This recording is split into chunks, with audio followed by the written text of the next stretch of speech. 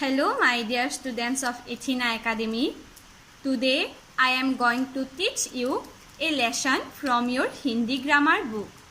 The lesson name is Viram Chinh. Viram Chinh. And the lesson number is 13. So, let's start. बच्चों, आज मैं तुम लोगों को यह लेसन सिखाने जा रही हूँ. लेसन नेम विराम चिन्ह. विराम चिन्ह. पंक्चुएशन. तो बच्चों, आज मैं तुम लोगों को इस लेसन के ज़रिए विराम चिन्ह किसे कहते हैं, विराम चिन्ह का मतलब क्या होता है और विराम चिन्ह के प्रकार के बारे में सिखाऊंगी.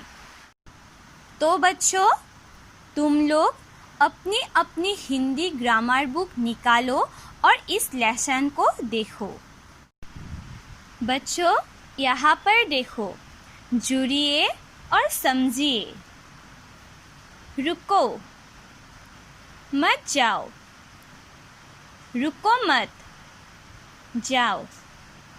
मानसी ने गगन से ये वाक्य कहे, जिन्हें सुनकर गगन आश्चर्य में पड़ गया. आप भी पढ़िए और दोनों के बीच अंतर को समझिए. बच्चों, आपने क्या समझा? यही न कि एक चिन्ह का अलग अलग तरह से प्रयोग करने पर कैसे एक ही वाक्य के अलग अलग अर्थ निकल आए. यहाँ पर देखो बच्चों, रुको, मत जाओ. रुको मत, जाओ. तो बच्चों, यह दो जो वाक्य है, यह दो वाक्यों में शब्द जो है वो एक ही है, लेकिन यह दो वाक्यों के अर्थ अलग अलग है, क्योंकि यह दो वाक्यों में अल्प विराम चिन्ह का प्रयोग किया है और इसलिए यह दो वाक्यों के अर्थ अलग अलग हो गए हैं. तो बच्चों, पहले वाक्यों में देखो, रुको, मत जाओ. तो बच्चों, पहले वाक्य में मानसी ने गगन से क्या कहा था? रुको, मत जाओ. गगन कहाँ जा रहा था बच्चों? गगन, यहाँ पर देखो, गगन स्कूल में जा रहा था, लेकिन मानसी ने गगन को स्कूल जाने को मना किया था, इसलिए कहा रुको, मत जाओ. और दूसरे वाक्यों में बच्चों, रुको मत, जाओ. दूसरे वाक्य में मानसी ने गगन से कहा, रुको मत, जाओ. अर्थात बच्चों, मानसी ने गगन को स्कूल जाने के लिए कहा था. तो बच्चों, पहले वाक्य में मानसी ने गगन को स्कूल जाने से मना किया था और दूसरे वाक्य में मानसी ने गगन को स्कूल जाने के लिए कह रहा था. तो बच्चों, तुम लोगों ने समझा ना कैसे विराम चिन्ह का प्रयोग करने से वाक्य अलग अलग हो गए, वाक्यों के अर्थ अलग अलग हो गए. अब बच्चों, यहाँ पर देखो, जब हम बातचीत करते हैं तब अपनी बात को ठीक ढंग से समझाने के लिए बीच-बीच में रुकते हैं. इसे विराम कहते हैं. विराम का अर्थ है रुकना.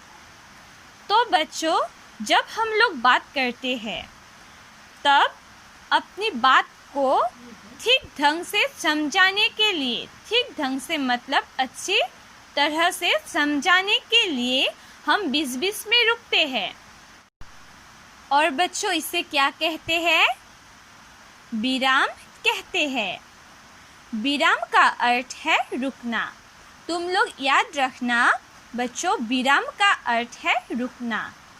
अब बच्चों, यहाँ पर देखो, हम बोलते या लिखते समय कभी थोड़े समय के लिए तो कभी कुछ अधिक समय के लिए रुकते हैं, कभी प्रश्न करते हैं, तो कभी आश्चर्य प्रकट करते हैं।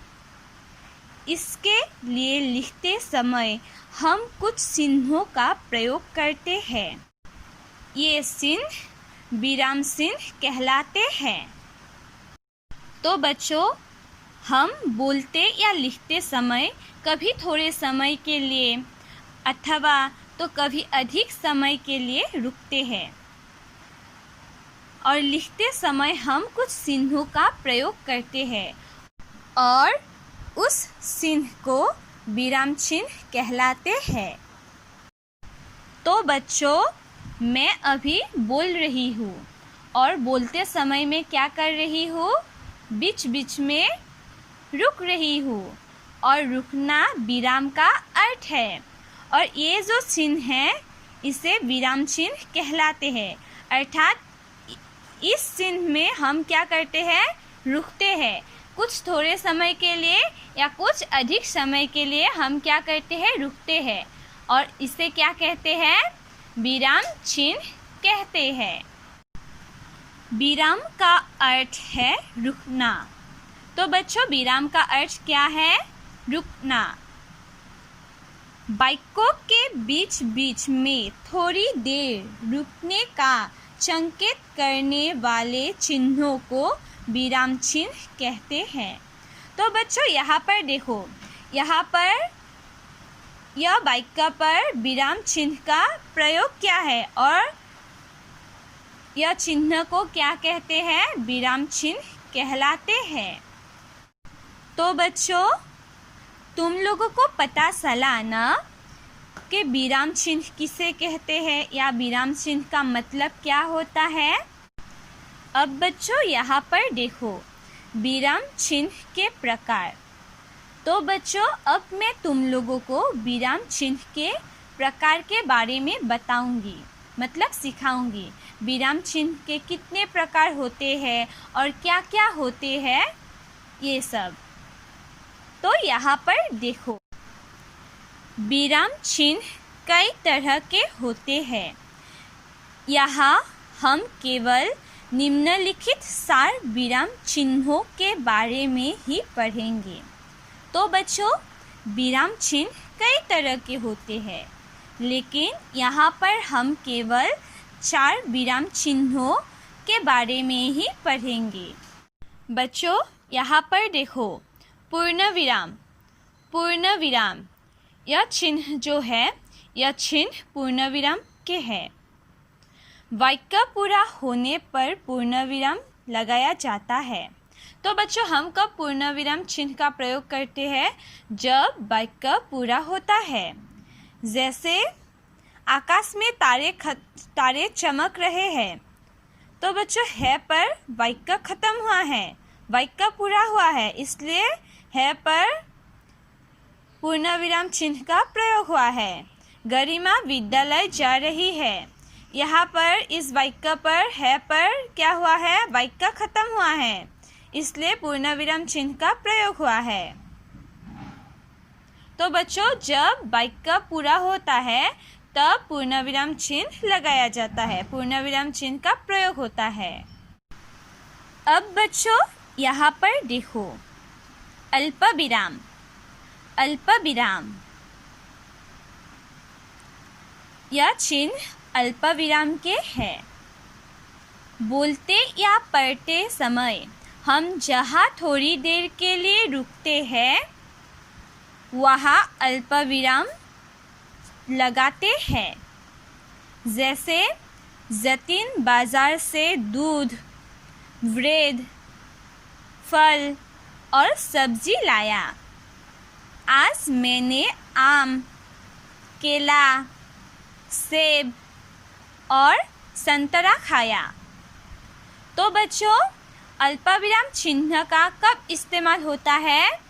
जब पढ़ते या लिखते समय हम थोड़ी देर के लिए या कुछ देर के लिए रुकते हैं, तब अल्पविराम चिन्ह का प्रयोग होता है। जैसे जतीन बाजार से दूध, ब्रेड, फल और सब्जी लाया। तो बच्चों इस वाक्य में क्या है?